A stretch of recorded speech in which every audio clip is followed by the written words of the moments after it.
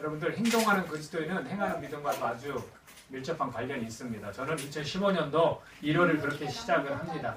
그리고 1월만이 아니라 앞으로 12달 계속해서 우리가 행하는 그런 모습으로 신앙생활을 해나갈 것을 저는 바라고 있고 또 믿고 있습니다. 여러분 첫 번째로 우리가 감사를 드리자고 그랬어요. 감사. 여러분 입술에서 감사가 절로 이렇게 나왔으면 합니다.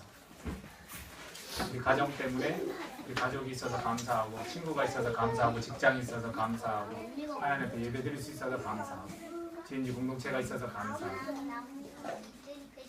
감사는요 훈련이 필요합니다. 자 그렇게 감사를 해보십시오. 그리고 공동체가 그렇게 감사가 넘쳐나면 모든 것이 다 축제가 될 수 있다라고 제가 말씀을 드렸습니다. 그리고 또 하나는 진실함이에요. 진실함. 우리 진실해야 돼요. 특히 이 공동체는 머리가 누구예요? 예수님이시고 우리는 몸이에요.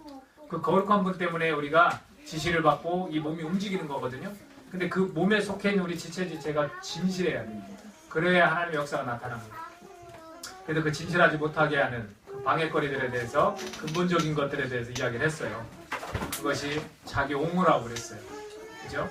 자기를 속이고 자기 위주로 살아가는 그런 모습들, 자기 중심인 그런 모습들에 대해서 좀 이야기를 나눴습니다. 오늘은 세 번째 손대접이에요. 손대접.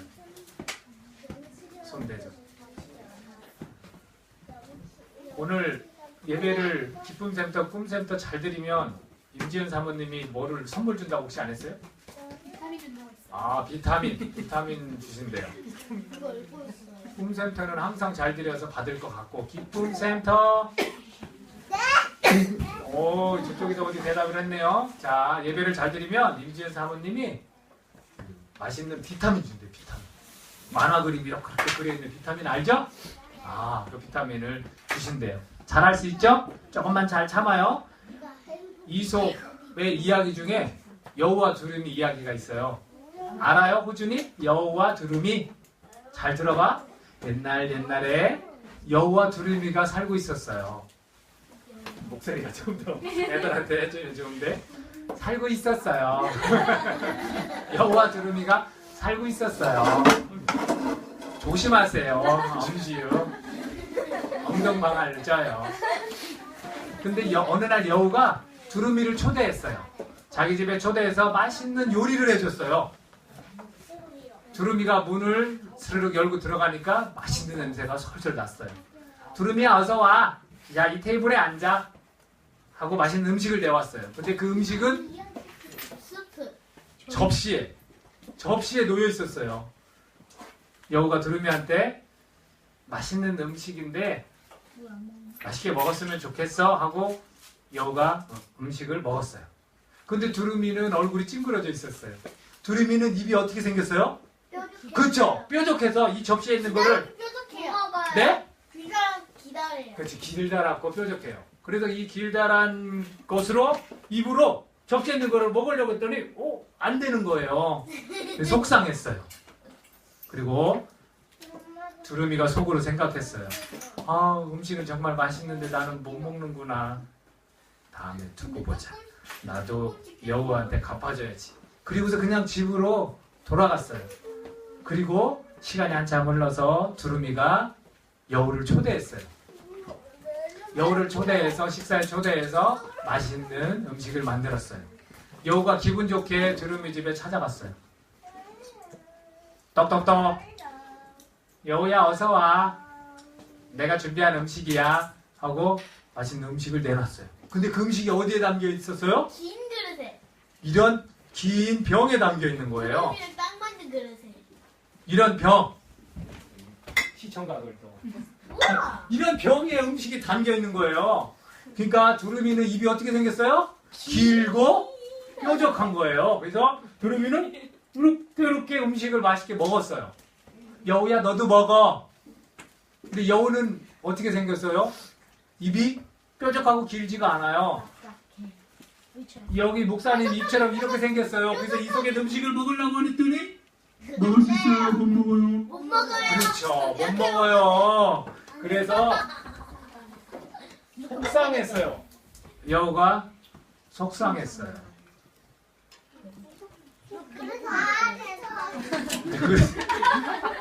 그래서 여우와 두루미는 친하게 안 지냈어요. 여러분 이 이야기를 가지고 하는 얘기가 뭔지 알아요? 배려에 관한 이야기를 많이 하더라고요. 배려. 서로를 배려했다면 내 음식은 접시에 준비했지만 두루미를 위해서는 긴 병에 준비해주고 두루미가 또 초대를 했으면 여우의 음식은 접시에 주고 자기는 그냥 긴 병에 이렇게 먹어야 되는. 근데 배려에 대해서 남자 큰 그릇밖에 없었던 거 아니에요? 그래서 아이들이 이렇게 배려하는 걸 이렇게 배워라. 근데 저는 좀 관점이 달랐어요. 다른 시각에서 봤어요. 뭐 조금 그걸 부정적으로 이제 이야기를 하는데 저는 이렇게 봤어요. 여우가 숲속에 있는 많은 동물들 가운데 두루미를 이렇게 초대를 했잖아요. 근데 그 초대한 거에 저는 초점을 좀 맞춰봤어요. 얼마나 감사해요. 서로 다른 어떻게 보면 새잖아요. 자기는 이제 육지를 다니고 근데 그 새를 초대해서 그 음식을 내주고 싶어서 정성을 다해서 이렇게 음식을 내주잖아요. 저는 그것이 참 보기 좋았어요. 두루미도 뭐 이야기마다 좀 다른데 뭐 이렇게 두고 보자 뭐 이래서 그럴 수도 있고 오랜 시간이 흘렸을 때 자기 생각대로 그냥 분명히 자기가 불편을 겪었는 거 알았을 것인데도 불구하고 자기 생각대로 그냥 했다. 그래서 이제 배려가 좀 더 필요하지 않았는가 이런 얘기를 하는데 그냥 거기에서도 역시 내가 저 사람을 나를 초대해 줬으니까 나도 초대를 해야겠다. 이런 그런 초대에 좀 관점을 두면 오히려 우리가 본받을 수 있는 거죠. 어린이들한테도 친구를 위해서 엄마 내가 누구를 초대하고 싶어 했을 때 엄마가 조금만 도와주면 내가 이렇게 음식도 만들고 싶어 이런 거를 경험한다면 좋잖아요. 그죠? 별로 안 좋아요? 초대 이렇게 하는 거 받는 거? 저는 그렇게 봤어요. 그래서 오히려 이 여우와 두루미 이야기를 통해서 우리의 삶에서 이렇게 손대접이라는 거 사람들 초대해서 이렇게 대접하는 거 그것이 이루어진다면 얼마나 좋을까 그렇게 생각해 봤습니다. 손대접을 활발하게 실천하는 그런 공동체는요 인간의 깊은 그 열망과 닿아 있어요. 그 열망은 뭐냐면요 사람은요 어딘가에 소속되기를 원해요. 그렇죠? 내가 예를 들어서 이 작은 교회에 왔는데 사람들이 나에게 관심도 없어. 물론 큰 교회에 가서 군중 속에서 파묻혀서 예배를 드리기를 좋아하는 사람도 있지만 관심이 없어요. 그 교회도 계속 다니다 보면 아무리 그래도 그렇지 왜 이렇게 관심이 없지? 그럴 수 있단 말이에요. 그러니까 그게 뭐냐면 사람의 열망 가운데 소속되고 싶은 거예요. 그리고 또 재능을 공유할 수 있는 곳을 발견하기를 원해요. 내가 좀 할 수 있는 것이 있잖아요. 그럼 봉사도 하고 싶어 하고 그래서 일반적인 봉사를 사람들이 찾아가는 이유가 이제 그런 걸 수 있어요. 요즘은 재능기부다해서 많이 그런 것들이 활발하게 이루어지잖아요. 그래서 그런 것도 사람들의 그 열망이 있고요. 또 하나는 존중받기를 원하는 마음이 있습니다. 그래서 손대접이라는 것을 통해서 이러한 인간의 이 열망과 잘 연결이 될 수 있다는 거죠. 손대접을 할 때 유익이 있어요. 어떤 유익이 있냐면 우선은 공동체가 외부인들에게 다가갈 수 있습니다.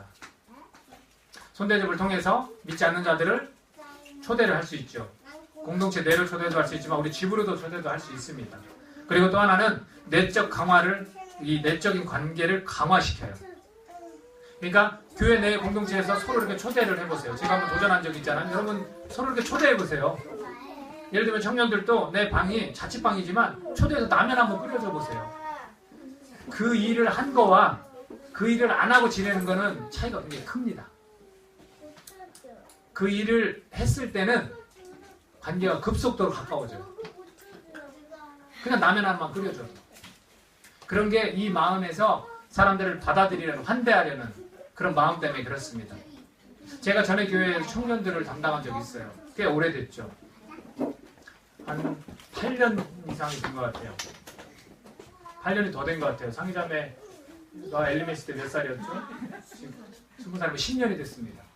그때 청년부 5명이 모였었어요.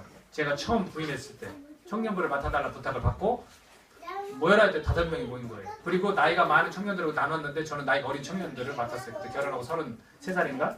4살 때. 근데 나이 많은 청년들은 한 20명이 됐어요. 나이 어린 청년들은 한 4, 5명이 됐어요. 그러니까 이렇게 섞여 있었던 거예요. 24, 5명이. 그러니까 활동을 잘 못해요, 여기가. 그래서 목사님이 결단을 하고 제가 그 교회에 출석하고 있었는데 전수사님 저희 교회에서 사역할 수 있습니까? 이렇게 제안을 하시더라고요. 그래서 저희 아내하고 같이 기도하고서 저희 아내도 집에서 멀지도 않고 또 여기서 지금 1년 동안 출석하면서 예배를 드렸으니까 좋겠다. 1년이 아닌 것 같은데 한 4월부터니까 한 10개월 좀 안 되겠네요. 한 7, 8개월? 8, 9개월 이 정도 다녔을 때 제안을 하셨어요. 그래서 갔더니 모여라. 모였어요. 그리고 이제 전도사님 저를 이제 소개를 하려고 딱 모였는데 유아실 같은 조그만 방에서 모였어요. 그러면 뭐 인원이 얼마 안 된다 하잖아요. 근데 딱 맞는 5명이에요. 그래서 그동안 청년 공동체에 대해서 얘기를 좀 들었더니 다 불평 막 불만을 많이 얘기를 하더라고요. 근데 이 청년들 5명 2년이 딱 지났어요. 몇 명이 된지 아십니까? 40명이 됐어요. 40명. 40명은 눈에 안 차요? 제가 400명을 만들었어요. 우와 그러나 40명이 됐어요. 근데 그게 어떻게 더 이렇게 그 내적으로 강화됐냐면 농촌 봉사를 갔어요. 하나님의 기도하면서 그 아이디어를 얻은 건데 농촌 봉사를 가는데 제가 알고 있는 관계망을 통해서 교회에 있는 집사님들 통해서 한의원을 하시는 집사님이 계시고 이 머리 이발하는 집사님이 계시고 이런 것들 좀 힌트를 얻었어요. 그래서 봉사 해주시겠습니까? 하니까 좋다는 거예요. 그래서 청년들하고 저 김제에 있는 교회에 갔어요. 교회가 굉장히 열악하고 어려워요. 그리고 여름 성장학교를 열어줘야겠다. 왜냐하면 거기 있는 아이들은 편부모예요. 이혼하거나 시골이잖아요. 그러니까 할머니 할아버지 집에서 그냥 하는 거예요. 동네 인근에 초등학교 다니면서 아버지는 돈 벌러 가고 가끔 만나고. 근데 이제 이런 아이들이 의외로 많은 거예요. 그러니까 거기에서 교회도 정하면서 기도도 했고 가장 좀 지역이 어려운 교회를 가겠다 했죠. 그리고 할머니 할아버지들이 다 거기에 근처에 계신데 교회 나오는 게 아니라 원불교라는 곳에 나가세요. 원불교에서는 회관처럼 만들어 놓고 이렇게 식당 이렇게 시설을 해놔가지고 거기서 밥 먹고 같이 이야기하고 막 이런 것을 할 수 있게 이제 막 머리를 쓴 거죠. 아이디어를 낸 거죠. 그렇게 해서 다 거기로 가시는 거예요. 그래서 저는 단번에 가서 봉사를 하지 말고 우리가 지속적으로 방학 때마다 가자 해서 했어요. 그래서 이것을 하는데 나중에는 몇 번을 가다 보니까 이 나이 많은 그 청년들까지도 참석을 또 하게 됐어요. 그러니까 참석을 하다 보니까 관계가 조금 더 이게 떨어진 공동체지만 관계가 조금 더 좋아지는 거예요. 같이 남자들 같은 경우는 담뱃잎 이렇게 자르는 걸 막 도와줬거든요. 이게 힘들었다고 그래요. 그런 일을 하면서 가까워지는 거예요. 그리고 이제 이분들이 저희들이 여름방학 때도 가고 겨울방학 때도 가고 그러니까 여름방학 때는 여름성경교회 가지고 겨울방학 때는 가서 침 넣는 분과 머리 이발해 주시는 미용하시는 분 가서 다 이렇게 깎아주고 청년들 막 가서 주물러도 그리고 뒤에서 주물러주는데 복음도 전하고 그런 일을 했단 말이에요. 그런 일들 때문에 저는 제가 설교를 잘하고 뭐 공동체에서 같이 기도를 하고 이런 것도 물론 중요하겠지만 그 일 때문에 더 급속도로 막 청년들이 가까워지고 스스로 신앙도 막 성장하고 성숙하고 막 그러더라는 거예요. 그리고서 제가 이제 그 청년들을 담당 안 하고서 조금 지났는데 못 가게 됐어요. 그 교회가. 그걸 저는 계속 몇 년이고 가고 싶었는데 근데 그 목사님한테 전화가 왔어요. 저희들이 그렇게 봉사를 하고 나서 어떤 결과가 생겼냐면 아동부 아이들이 조금 늘었고요. 이 시골이 조금 떨어진 시내에서 가정이 왔대요. 근데 온 사람들이 주로 선생님을 하고 싶다고 해요. 그리고 할머니 할아버지들이 2-3명이 오셨대요. 그 봉사와 이런 것들이 너무 감동이 돼서 그 할머니 할아버지들은 오신 거예요. 그래서 감사하고 고맙다고 전화가 온 거예요. 이런 일들이 무엇을 통해서냐면 우리가 그 모르는 지역이지만 가서 봉사를 통해서 대접을 한 거예요. 음식도 굉장히 거창하게 막 준비해서 가지고 갔고요. 후원을 막 받아서 막 음료수 짝으로 막 몇 개 이렇게 해서 가지고 갔고요. 그 청년들이 다 날르고 다 준비하고 자기들이 계획 세우고 다 했어요. 저는 아이들 그냥 설교하는 것만 했지. 근데 이런 것들이 바로 이 손대접을 통해서 이루어진다는 거죠. 또 성경은 뭐라고 이야기하는지 아십니까? 성경은요 이것이 복이라고 말해주고 있어요. 손대접하는 것, 후한 대접을 하는 것을 복이라고 말해주고 있습니다. 히브리서 13장 2절에 보면 이렇게 나와 있습니다. 손님 대접하기를 잊지 말라. 이로써 부지 중에 천사들을 대접한 이들이 있었느니라. 그냥 이렇게 대접을 잘 했는데 천사들을 대접했다는 겁니다. 그 이야기가 창세기 18장에 나와요. 아브라함과 사라가 천사들을 대접해서 어떤 일을 얻었는지 아십니까? 아이를 가지게 된다는 소식을 들었어요. 18장에 보면 이렇게 나와 있습니다. 여호와께서 마므레의 상수리 나무 들이 있는 곳에서 아브라함에게 나타나시니라. 날이 뜨거울 때 그가 장막문에 앉아있다가 눈을 들어본 즉 사람 셋이 맞은편에 서 있는지라. 아브라함이 이제 앉아있는데 눈을 떴는데 맞은편에 사람들이 있는 거예요. 그가 그들을 보자 곧 장막 문에서 달려나가 영접하며 몸을 땅에 굽혀 이르되 내 주여 내가 주께 은혜를 입었사오면 원하건대 종을 떠나 지나가지 마시옵고 물을 조금 가져오게 하사 당신들의 발을 씻으시고 나무 아래에서 쉬소서. 내가 떡을 조금 가져오리니 당신들의 마음을 상쾌하게 하신 후에 지나가소서. 당신들이 종에게 오셨음이니이다. 그들이 이르되 내 말대로 그리하라. 아브라함이 급히 장막으로 가서 사라에게 이르되 속히 고운 가루 세 스아를 가져다가 반죽하여 떡을 만들라 하고 아브라함이 또 가축대에 있는 곳으로 달려가서 기름지고 좋은 송아지를 잡아 하인에게 주니 그가 급히 요리한지라. 아브라함이 엉긴 젖과 우유와 하인이 요리한 송아지를 가져다가 그들 앞에 차려놓고 나무 아래에 모셔 섬에 그들이 먹으니라. 그들이 먹고 나서 무슨 얘기를 했냐면 아브라함과 사라에게 아이가 생길 것이다. 내년 이맘때쯤에 아이가 생길 것이다. 그렇게 말해줬어요. 근데 아브라함과 사라는 나이가 많고 사라에게 여성의 생리가 끊어졌기 때문에 피식하고 웃었어요. 그래서 그 아들 이름을 웃음이라 해서 이삭이라고 지은 거예요. 그런 대접을 통해서 우리가 성경을 이렇게 멀리서 객관적으로 보기 때문에 이 뭐 하나님 다 뜻이네 이렇게 얘기할 수 있지만 이 당사자들은 그때 그걸 알았냐는 거예요. 몰랐죠. 그 대접을 통해서 하나님이 이렇게 복을 주신 거예요. 그리고 나서 또 사촌 누가 있냐면 롯이라는 사촌이 있어요. 아브라함의 19장 1절에서 3절에 보면 이렇게 나와 있습니다. 저녁 때 그 두 천사가 소돔에 이르니 마침 롯이 소돔 성문에 앉아있다가 그들을 보고 일어나 영접하고 땅에 엎드려 절하며 이르되 내 주여 돌이켜 종의 집으로 들어와 발을 씻고 주무시고 일찍이 일어나 갈 길을 가소서. 그들이 이르되 아니라 우리가 거리에서 밤을 새우겠다. 롯이 간청하며 그제서야 돌이켜 그 집으로 들어오는지라. 롯이 그들을 위하여 식탁을 베풀고 무교병을 구우니 그들이 먹으니라. 이 일을 통해서 어떤 결과가 나온지 아십니까? 소돔이 너무 악해서 하나님 멸망시키려고 천사들을 보낸 거예요. 근데 그 천사들을 대접한 거예요. 그래서 이 천사들이 이 롯과 가족을 그곳에서 탈출시켰어요. 죽지 않았어요. 목숨을 건지는 일을 복으로 받았다고요. 이것이 다 이들이 이런 손대접 때문에 그런 거예요. 그래서 히브리서 13장 2절에 이들을 얘기하는 거예요. 그러니 손님 대접하기를 잊지 마라. 이로써 부지 중에 천사들을 대접한 이들도 있었다. 그러니까 우리가 다른 사람들을 좀 이렇게 잘 대접하고 초대하고 이런 것들을 하라는 거예요. 삶에서.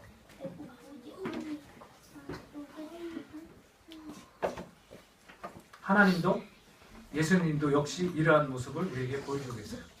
출애굽기 16장에 보면 애굽에서 이스라엘 백성들이 광야로 딱 나왔어요. 근데 배고파요. 굉장히 배고파요. 그래서 뭐라고 하냐면 우리가 애굽에 있을 때 고기 가막 곁에서 있었던 그 냄새가 그립다는 거예요. 마늘과 고추와 파 이런 것들이 굉장히 많았는데 먹고 싶다는 거예요. 그걸 먹고 차라리 그곳에서 죽는 게 지금 이 광야에서 굶어 죽는 것보다 낫다고 불평을 하기 시작을 해요. 근데 하나님은요 40년 동안 이스라엘 백성들이 광야를 가면서 한 번도 굶긴 적이 없어요. 하나님은 어떻게 했냐면 매일 만나를 공급하시는 그 광야의 주인으로 성경은 묘사하고 있다는 거예요. 하나님은 그렇게 자기 백성들을 이렇게 대접하신 거예요. 또 예수님도 마찬가지입니다. 예수님도 역시 배고픈 군중들에게 먹을 것을 주셨어요. 마가복음 8장 1절에 3절에 보면 그 무렵에 또 무리가 있어 먹을 것이 없는지라 예수께서 제자들을 불러 이르시되 내가 무리를 불쌍히 여기노라. 그들이 나와 함께 있은지 이미 사흘이 지났으나 먹을 것이 없도다. 만일 내가 그들을 굶겨 집으로 보내면 길에서 기진하리라. 그 중에는 멀리서 온 사람들도 있느니라. 예수님이 말씀을 전하시고 가르치시는데 야 배고픈 것쯤은 참어. 이게 아니에요. 안 되겠다. 멀리서 온 사람이 있다. 그 사람들을 배려해줘야지. 야 먹을 거 어디 없냐? 하고 대접을 해주시는 거예요. 그리고 예수님은 그뿐만 아니라 누가복음 15장 1, 2절에 보면 창녀와 세리들과 그 죄인들이에요. 죄인들과 함께 식사를 했습니다. 또 이뿐 아니라 낙담한 그 제자들에게 아침 식사를 제공해 주셨어요. 요한복음 21장 9절에 보면 육지에 올라보니 숯불이 있는데 그 위에 생선이 놓였고 떡도 있더라. 예수님이 죽으셨다고 다시 부활하셨어요. 그것에 좌절하고 낙담해서 다시 물고기 잡으러 갔습니다. 물고기 잡으러 간 사이에 예수님께서 이렇게 하셨어요. 여러분 숯불을 피려면 얼마나 어려웠겠어요. 여러분 예수님이 이렇게 뭐 능력 있으셔서 이렇게 손으로 찍 가리키면 뭐 불이 확 나고 그랬을 것 같아요? 아니에요. 막 연기가 나고 눈이 맵고 막 해서 불을 붙여놓고 생선과 떡은 어디서 났는지 모르지만 그걸 잡아서 미리 구워놨다는 겁니다. 예수님도 이렇게 자기 제자들, 사랑하는 사람들 이렇게 대접을 하는 거예요. 대접을. 이뿐 아니라 초기 교회 공동체도 마찬가지로 손 대접의 중요성을 인식했습니다. 박해를 피해 혹은 복음을 전하기 위해 떠도는 이들이 자신의 집으로 들어오는 것을 환영했을 겁니다. 그들은요, 가난한 자들을 먹였고요, 적대적인 세상 가운데 그리스도인이라는 이 새로운 정체성을 유지하기 위해서 음식을 함께 나눴어요. 사도행전 2장 26절에 보니까 날마다 마음을 같이하여 성전에 모이기를 힘쓰고 집에서 떡을 떼며 기쁨과 순전한 마음으로 음식을 먹고, 이게 회당에서 드렸던, 유대인들이 드렸던 예배가 아니라 새로운 공동체가 시작함으로써 행해졌던 일이에요. 그건 뭐냐면 자기 집을 오픈하는 거예요. 자기 집에서 음식을 먹는 거예요. 그들은요, 처음 몇십 년, 아니 몇 세기일지도 모릅니다. 그동안 집에서 예배를 드리면서 집주인의 손대접에 의지했어요. 집주인이 얼마나 힘들었겠어요. 그 많은 사람들, 한두 명이 아니었어요. 100명 막 이렇게 모이고 그랬거든요. 그걸 다 먹였어요. 누가 일했겠습니까? 물론 이쪽 저쪽 일손들이 막 도왔을 거예요. 하지만 집주인의 대접을 의지할 수밖에 없었어요. 우리는 뭐 한두 명만 대접을 하고도 막 아유 청소해야 하고 막 이렇게 접근하면 어려운 거예요. 이들은 그냥 그 사랑하는 마음, 새로운 공동체의 형성, 이거를 유지하기 위해서, 그리스도인의 정체성을 유지하기 위해서 이렇게 해나가기 시작을 한 겁니다. 중요한 사실이 있습니다. 이 손대접은요, 인종 간, 계층 간 차별을 함께 해결해주는 장이 되었다는 점이에요. 거기에는요, 부유하고 가난한 사람이 구별되지 않았어요. 인종이 구별되지 않았습니다. 초기 교회는 부자와 가난한 자가 믿음의 공동체 안에서 동등하며 유대인과 헬라인, 즉 이방인이 그리스도 안에서 하나라는 믿음을 실천하기 위해서 애썼다는 거예요. 유대인들은 상대를 안 했어요, 이방인들과. 근데 이들의 모임과 이들의 예배 속에서는 그것이 없어진 거예요. 근데 그 장이 바로 이 손대접, 음식을 함께 먹고 나누는 기쁜 그 공간의 그 시간을 통해서 이루어졌다는 거죠. 물론 실패도 많았습니다. 자, 오늘 교회하고 비슷할 수 있습니다. 오늘날 교회, 고린도 교회가 있었습니다. 고린도 교회도 실패한 교회예요. 교회 내에 분쟁이 있었어요. 바울파니, 아볼로파니, 게바파니. 게바는 베드로를 이야기합니다. 그렇게 파가 나눠져 있었어요. 그뿐인지 아십니까? 교회 내에 무집자가 있었습니다. 교회 내에 음행을 한 자가 있었어요. 아버지의 아내를 취한 자가 있었어요. 근데 너네들은 왜 그냥 놔두느냐? 교회에서 뭐 하고 있는 거냐 도대체? 악이 저렇게 판치는데 뭐 하고 있는 거냐고 고린도 교회한테 편지를 통해서 깨닫게 했습니다. 그뿐인지 아십니까? 세상 법정에 가지 말라고 그랬어요. 교회에서 일어난 일 갖다 세상 법정으로 막 갖고 가는 거예요. 그러지 말라. 교회 안에 지혜로운 자가 그렇게 없느냐? 어디 그 교회에 있는 문제를 가지고 해결할 곳이 없어서 하나님이 계시고 지혜로운 자들이 있는데 어떻게 세상으로 가지고 가느냐? 이런 문제들이 있었단 말이에요. 무질서. 그 밖에 여러 가지 문제들도 있었습니다. 뭐 제사 음식 먹는 문제라든지 예배 속에서 뭐 여자들이 뭐를 쓰고 안 쓰고, 또 이게 은사 갖고 막 사랑이 최고다, 뭐 은사 갖고 서로 잘난 체하지 마라, 이런 여러 가지들 일들이 있었다는 겁니다. 그런 고린도 교회가 실패했고요. 또 갈라디아 교회가 그랬습니다. 갈라디아 교회는 어떤 일이 있었냐면 율법주의자들이 있었어요. 그래서 율법주의자들이 그 율법을 철저히 지켜야 된다 하고 신앙의 자유를 막아버렸어요. 또 그뿐이 아니라 거기에 누가 있었냐면 율법 폐기론자들이 있었어요. 율법 폐기론자들은 누구냐면 복음이 준 자유를 방종의 기회로 삼는 자들이에요. 괜찮다. 야, 그 정도 괜찮아. 뭐 예배 안 나와도 되고 내가 집에서 드려. 인터넷으로 그냥 예배 드려도 돼. 이런 식이죠. 야, 술 다 먹어도 돼. 담배 괜찮아. 피우고 싶으면. 마음대로 해. 이런 자들에게 경고의 메시지를 준 게 갈라디아서입니다. 그리고 그뿐 아니라 그들이 선동을 한 거예요. 율법주의자들과 이 율법 폐기론자들이 기존의 성도들을 향해서 막 선동을 하고 다녔어요. 성공한 케이스도 있지만 이렇게 실패하는 경우도 있다는 거예요. 오늘 우리 교회가 어떻습니까? 우리는 초기 교회에 또 예수님과 하나님의 그런 모습을 우리가 닮아가려고 손대접을 하고 자기 집을 오픈하고 거기에서 기쁨과 감사가 넘칩니까? 손대접의 영역이 있어요. 궁금합니다. 도대체 어디까지 해야 됩니까? 성경에서 말하는 이 손대접의 영역은요, 세 가지 정도로 나눌 수 있습니다. 첫 번째는 교회 내 공동체도 그렇게 하십시오. 자기 집을 오픈하고 교회에 적어도 우리 지체들에게는 라면 한번 끓여줄 수 있는 그런 마음을 가져보시라고요. 아, 우리 집은 전세인데 집을 사야 그런 거 오픈하고 그러지 않나? 이거 진짜 신기한 얘기인데요. 어느 교회에서 신방을 어떻게 가는지 아십니까? 전세를 얻으면 안 갑니다. 집을 사면 가서 예배 드려줘요. 사람이 너무 많다는 이유인지 몰라도. 저는 참 부끄럽습니다. 신방이 꼭 목사만 가야 됩니까? 그런 거 아니거든요. 잘못 가르치는 거예요. 여러분들 지체들 초대해서 그들이 오는 것도 신방이에요. 왜? 하나님의 사람이 와서 우리 집으로 해서 기도해주고 같이 덕담 나눠주고 응원해줄 거 아닙니까? 교회 내 공동체에서 이것이 좀 활발히 이루어졌으면 좋겠습니다. 또 하나는요. 가까운 이웃들을 여러분 초대할 수 있어요. 가까운 이웃들. 여기에 대해서요. 예수님께서 기가 막힌 이야기를 하셨습니다. 이거를 이 땅에 있는 동안 안 지키면 어떤 일이 벌어지는지를 얘기해 주셨어요. 마태복음 25장 좀 긴 대목이지만 아이들한테 여러분 너무 집중 뺏기지 마십시오. 마태복음 25장 31절에 46절까지 말씀인데요. 제가 빠른 소리로 읽어볼게요. 인자가 자기 영광으로 모든 천사와 함께 올 때 자기 영광의 보좌에 앉으리니 모든 민족을 그 앞에 모으고 각각 구분하기를 목자와 양과 염소를 구분한대요. 주님이 다시 오시면 양은 그 오른편에 염소는 왼편에 두리라 그랬어요. 그때 임금이 그 오른편에 있는 자들에게 이르되 내 아버지께 복받을 자들이여, 그러니까 양을 얘기하는 거예요. 내 아버지께 복받을 자들이여 나와 창세로부터 너희를 위하여 예비된 나라를 상속받으라 이렇게 했어요. 내가 줄일 때 너희가 먹을 것을 주었고 목마를 때 마시게 하였고 나그네 되었을 때 영접하였고 헐벗었을 때 옷을 입혔고 병들었을 때 돌보았고 옥에 갇혔을 때 와서 보았느니라. 그것 때문에 이제 내 나라를 상속받는다 그랬어요.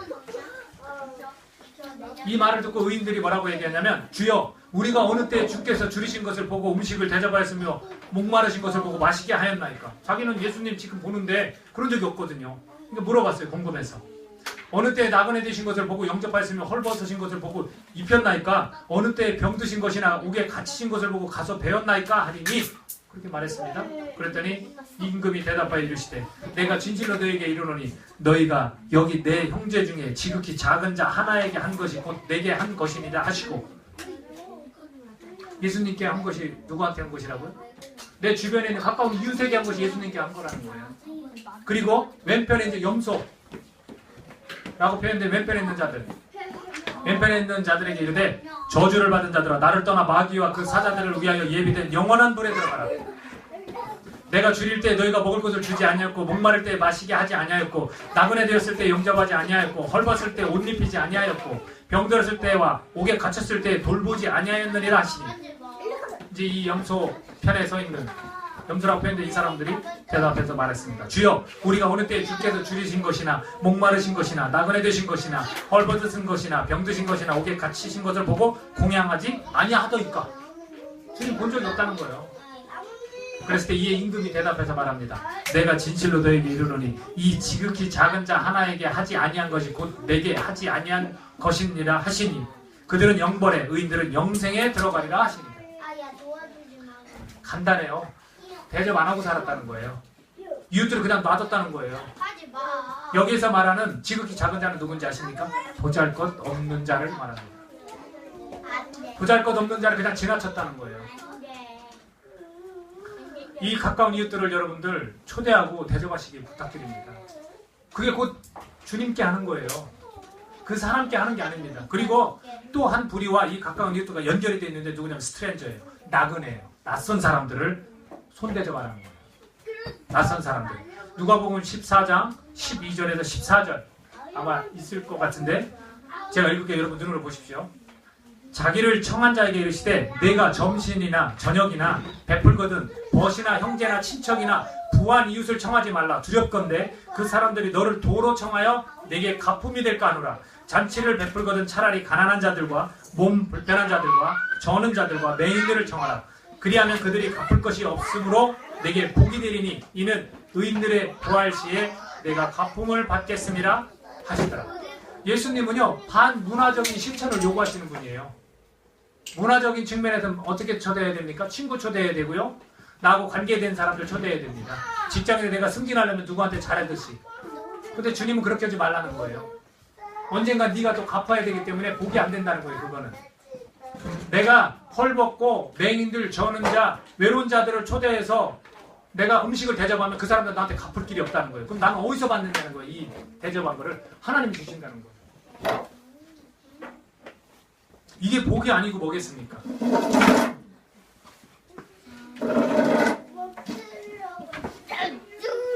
누구를 이야기하는 거냐면 이 가까운 이웃들과 나그네들을 합쳐서 이야기하면요, 난민들, 노숙자들, 소외된 10대들, 장애우들, 독거노인들, 탈북자들, 아무런 자원도 없고 필요한 것을 살 능력이 없는 이들, 외로운 이들입니다.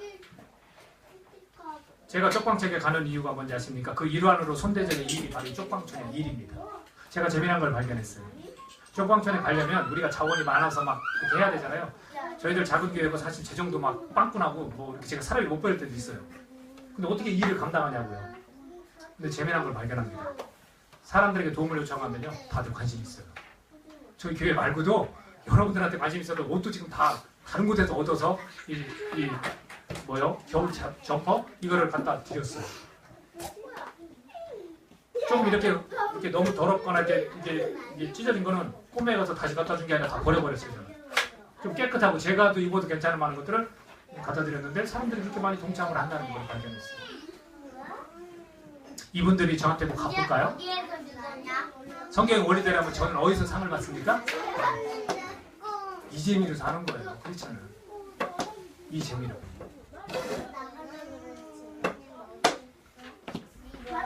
저는요, 우리가 계속해서 함께 나가야 된다고 생각합니다. 이거 단기간에 다 끊기면 안 돼요. 전에 있었던 교회들의 그 사역도요, 제가 없으니까 끊긴 거예요. 저희가 올바르지 않다고 생각해요. 제가 없어져도 여러분들은 그런 삶을 사는 사람들이기 때문에 계속 이어가는 거예요. 목사가 하니까 따라하고 이런 게 아니에요. 저도 저에게 주어진 그 사명이 있기 때문에 이 대접을 하고 저도 하나님으로부터 상을 받고 싶은 거예요. 여러분, 우리가 장기적으로 손대접을 하고 싶다면요, 뭐가 있어야 되냐면 진실과 감사가 있어야 돼요. 약점을 비롯한 많은 것이 투명하게 드러납니다. 사람을 초대하고 그렇게 대접하다 보면요, 이게 내가 오픈 안 될 수가 없어요. 그렇기 때문에 진실하게 살고 말하는 것이 중요하다는 겁니다. 그리고 여러분, 감사에 뿌리박고 있지 않으면요, 쉽게 원망으로 바뀔 수 있어요. 아, 너무 힘들다. 이거 언제까지 해야 돼? 아무런 변화도 없는데 도대체 뭘 바라고 하는 거야? 근데 베드로전서 4장 9절에서는 뭐라고 이야기하냐면 서로 대접하기를 원망 없이 하고라고 되어 있습니다. 그래서 감사가 필요합니다. 사람이 쉽게 원망을 할 수가 있어요. 그러니까 대접을 할 때는 성경에서도 제발 원망 없이 하라는 거예요. 원망 없이 할 수 있으려면 감사 훈련이 되어 있어야 가능한 겁니다. 사람은 자꾸 조금만 지치고 힘들면요, 내가 여러 날 이렇게 나그네들을 대접했더니 막 피해를 보는 것 같고 막 내가 체력적으로 고갈되고 그러다 보면 원망이 나올 수밖에 없거든요. 근데 내가 감사 훈련이, 내가 감사가 몸에 배어 있어요. 그러면 쉽게 원망하지 않을 수 있다는 겁니다. 그래서 이 손대접의 오랜 유지를 위해서는 하나님의 사랑과 은혜에 반응하면서 감사를 우리가 훈련해야 되는 겁니다. 여러분, 나그네와 같은 그 이웃들, 그리고 공동체 내 지체들에게 가장 좋은 선물이 뭔지 아십니까? 이 지극히 작은 자들에게 가장 좋은 선물이 뭘까요? 뭐니 해도 시간과 관심입니다. 쪽방촌에 있는 분들은 제가 뭘 사가는 걸 좋아하지 않아요. 왜 좋아하는지 아십니까? 그 자리에 같이 와서 손 붙잡고 있고 그 자리에 와서 이야기를 들어주니까 좋아하는 거예요. 제가 말씀드렸죠. 그분들 나라에서 다 일정 금액이 나와요. 자기 쪽방이지만 세를 내고 다 살아요. 근데 왜 그 힘드냐면 사람 냄새가 없어서 힘든 거거든요. 같은 지역에 있는 자기 쪽방에서 사람들끼리 다른 죄를 안 해요.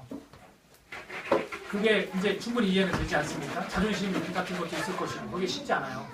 근데 제가 전화하면 반갑게 누굽니다. 진주교회 김윤호 목사인데 아세요? 뭐 기억난대요. 제가 2년이고 3년이고 계속 가면 얼마나 친해지겠습니까? 제가 지금 뭘로 선물을 주고 있습니까? 시간과 관심이에요.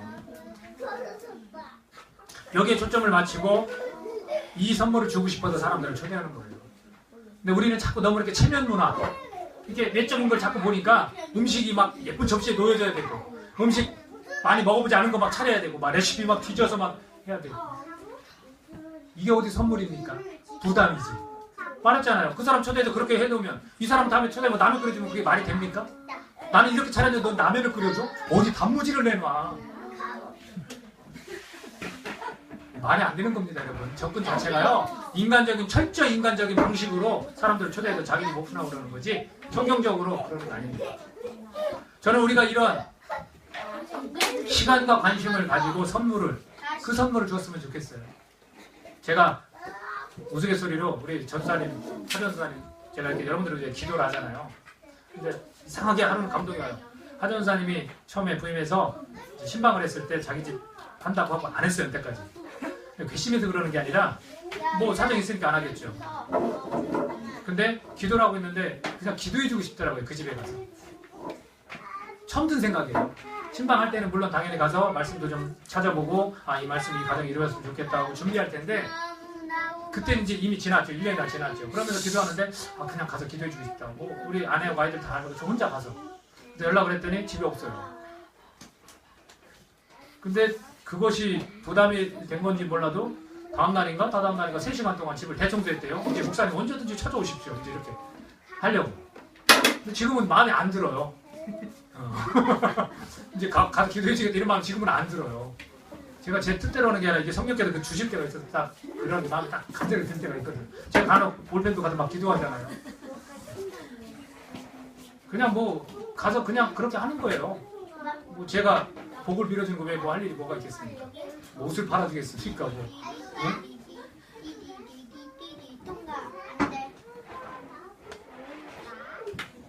우리가 이런 거에 너무 연연하지 않았으면 좋겠어요. 응? 자존심? 우리 집 너무 지저분하고 그거 안 했으면 좋겠어요. 그게 우리의 신앙관을 망쳐요. 체면, 남의 의식하는 거 이게요. 하나님의 그 역사, 성령의 감동 이런 걸 완전 차단해버려요. 그게 어디 하나님이 주신 겁니까? 인간의 우리 생각으로 다 그렇게 하는 거죠. 여러분 제가 마지막으로 실천사항을 제시해보려고 합니다. 이거를 꼭 같이 했으면 좋겠어요. 자, 영어 중에 저 영어 잘 못하는데 퍼틀럭이라는 게 있어요. 뭐 퍼틀럭 뭐 이렇게 발음도 하더라고요. 퍼틀럭이 무슨 뜻인지 아십니까? 퍼틀럭 한 단어가 있어요. 퍼틀럭. 이게 뭐냐면 여러분이 검색해보세요. 사전으로. 평소대로의 음식이라는 뜻이에요. 그래서 미국에서 사람들이 자기 집에 이렇게 초대를 하면 자기 집에 있는 그릇에 음식을 담아서 오는 거예요. 한 사람씩. 우리 교회에도 처음에 그랬잖아요. 이렇게 식사를 할 때 한 가지 하나씩 갖고 오는 거 그게 퍼틀럭이에요. 근데 이 퍼틀럭이라는 단어가 합성어예요. 합쳐졌어요. 하나는 뭐냐면 포트예요. P-O-T. 포트가 뭐예요? 우리 그쵸? 우리 이런 뭐 이렇게 화분 같은 것도 포트 이런 표현을 쓰잖아요. 이게 뭐냐면 냄비예요. 깊은 냄비. 또는 도자기, 항아리, 뭐 접시 같은 용기 이런 걸 다 얘기해요. 그 포트와 또 하나는 뒤에 있는 단어는 L-U-C-K예요. 럭. 럭은 뭐예요? 행운이잖아요. 행운.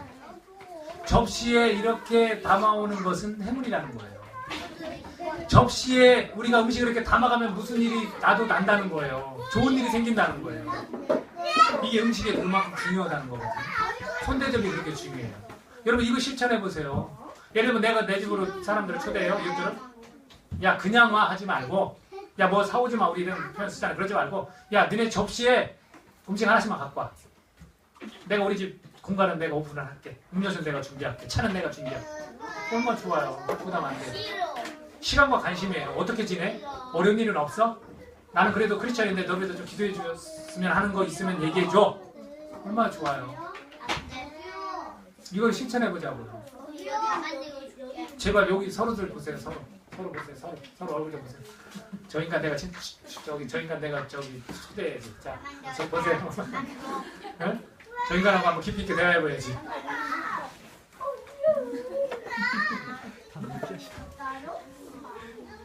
귀한 은혜가 있을 줄로 믿습니다. 이 말씀이 로마서 10장 13절 말씀 도대체 뭘까? 제가 영어로 여러 번역본을 찾아봤어요. 4가지 정도 다 띄워줬어요.